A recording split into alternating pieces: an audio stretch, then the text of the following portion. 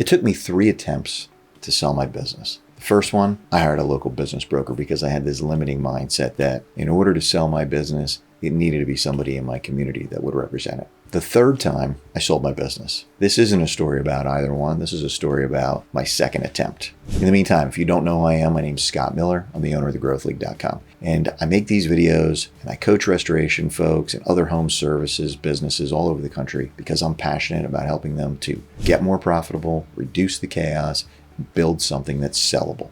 All right, so what was different about number 2? Number 2 for me went on, which seemed like an eternity, 18 months. And here's what happened. I had this mindset of, if I'm going to sell my business and I've got this person who's interested, we have a letter of intent, and if I've got this person who's going to sell my business, I want to make sure that I leave it in as pristine shape as possible, as organized as possible, well-oiled machine. And I was driven to make that happen.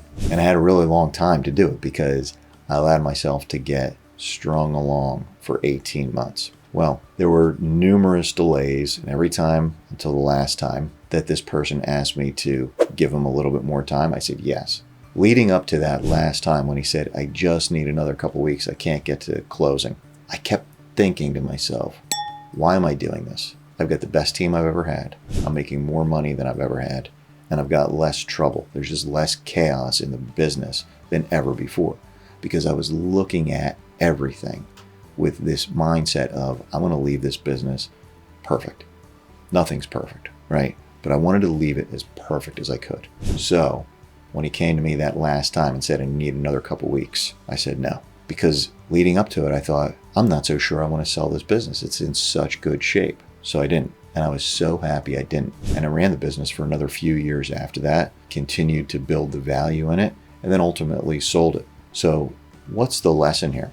I think the lesson for me was there is a way to build a business so that you don't need to sell it. Like, a lot of people want to sell their business because they're extremely frustrated with it. It's not profitable enough. It sucks the life out of them. They're involved heavily in the day-to-day operations. And that's the primary driver for wanting to sell the business. And ultimately, when I sold the business, my third attempt, that was with a restoration-specific industry broker by the name of Gokul. When that happened, I was truly ready. I had another business that I had started from zero and built. I had my coaching business, and I've been coaching since 2009. And I thought, you know what? It's time to get a little bit more focused. I wanted to focus on the auto glass business so I can build that further and sell it. And I wanted to ultimately land with one business, the Growth League, the business where I do this. I help other owners to get more profitable, to reduce the chaos, and to build sellable businesses. So if that's something, if selling the business in a year or 2 years or 5 years or 10 years from now is something that you're starting to think about, start making the moves to build a sellable business, but not just for the sake of selling it, but so that you can enjoy it more today. If you need any help with this, don't hesitate, book a call with me. I'll see you in the next video.